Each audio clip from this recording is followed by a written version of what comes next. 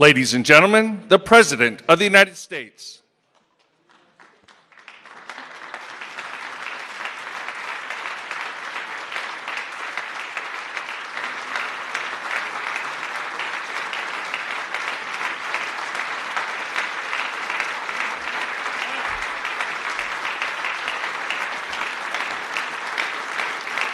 Thank you. Thank you very much.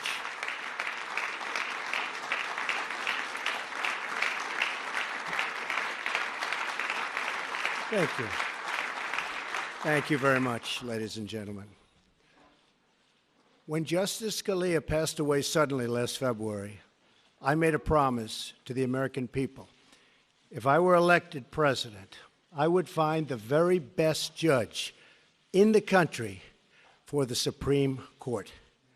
I promised to select someone who respects our laws and is representative of our Constitution and who loves our Constitution, and someone who will interpret them as written. This may be the most transparent judicial selection process in history. Months ago, as a candidate, I publicly presented a list of brilliant and accomplished people to the American electorate and pledged to make my choice from among that list.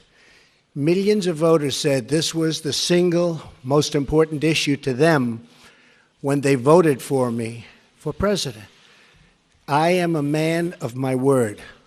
I will do as I say, something that the American people have been asking for from Washington for a very, very long time. Today,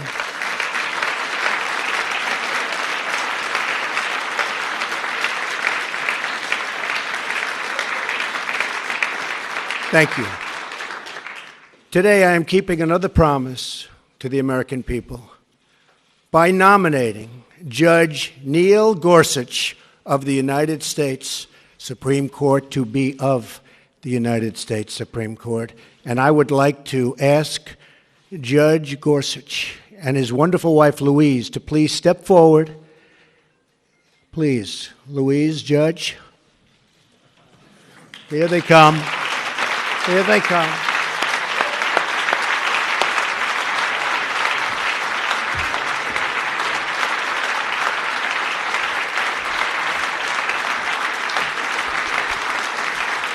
So was that a surprise? Was it?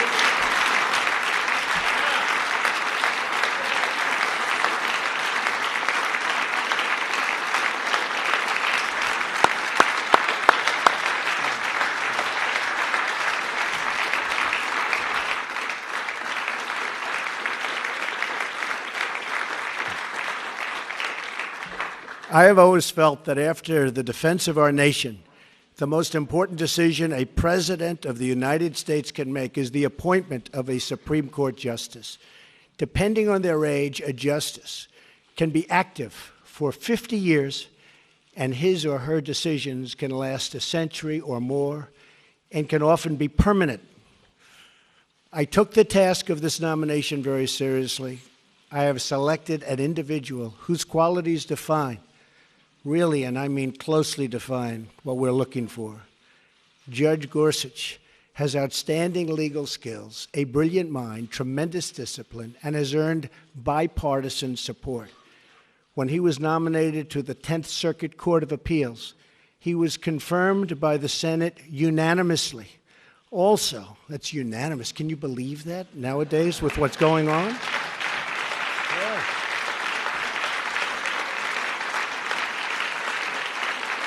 Does that happen anymore? Does it happen? I think it's going to happen, maybe again.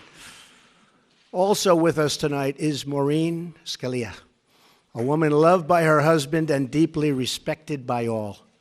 I am so happy she is with us. Where is Maureen? Please stand up. Thank you, Maureen.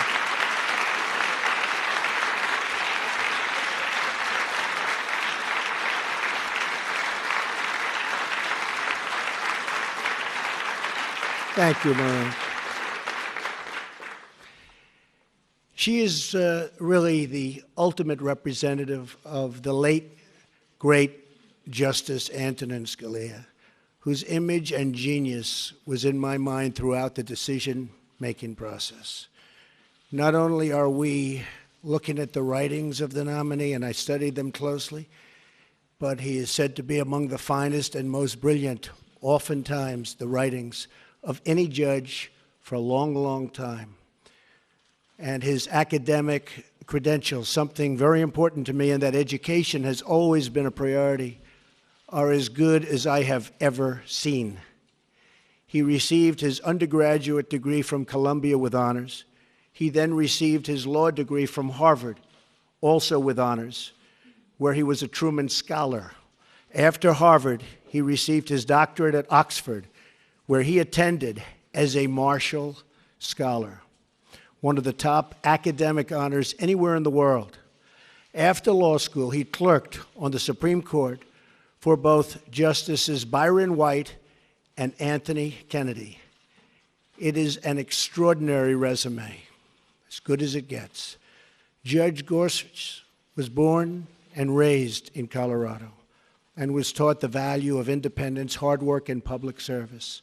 While in law school, he demonstrated a commitment to helping the less fortunate. He worked in both Harvard Prison Legal Assistance Projects and Harvard Defenders Program. Brilliance being assured, I studied every aspect of his life. He could have had any job at any law firm for any amount of money. But what he wanted to do with his career was to be a judge, to write decisions, and to make an impact by upholding our laws and our Constitution. The qualifications of Judge Gorsuch are beyond dispute. He is the man of our country and a man who our country really needs, and needs badly, to ensure the rule of law and the rule of justice. I would like to thank Senate leadership. I only hope that both Democrats and Republicans can come together for once for the good of the country. Congratulations to you and your family. May God bless you. May God bless our glorious nation. Judge Gorsuch, the podium, sir, is yours.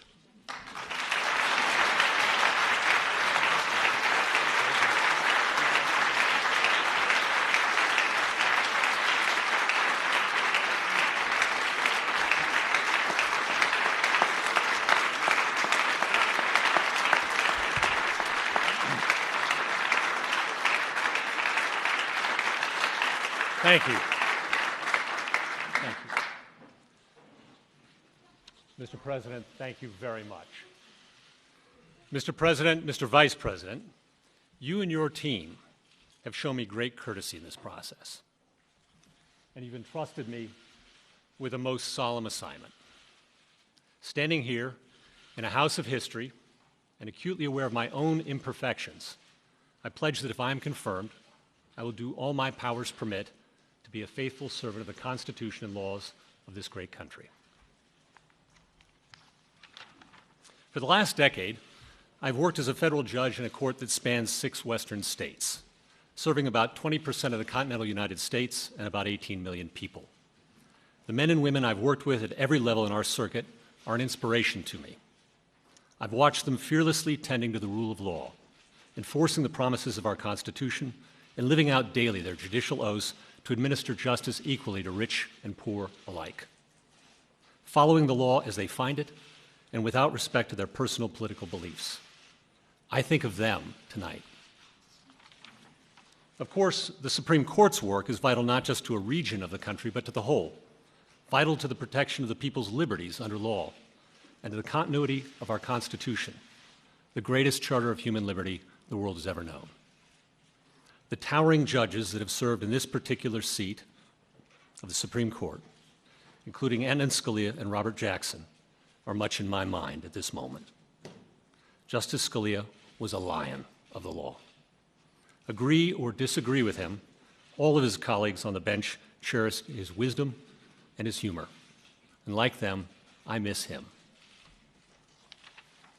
I began my legal career working for Byron White, the last Coloradan to serve on the Supreme Court, and the only justice to lead the NFL in rushing. He was one of the smartest and most courageous men I've ever known. When Justice White retired, he gave me the chance to work for Justice Kennedy as well. Justice Kennedy was incredibly welcoming and gracious. And like Justice White, he taught me so much. I am forever grateful.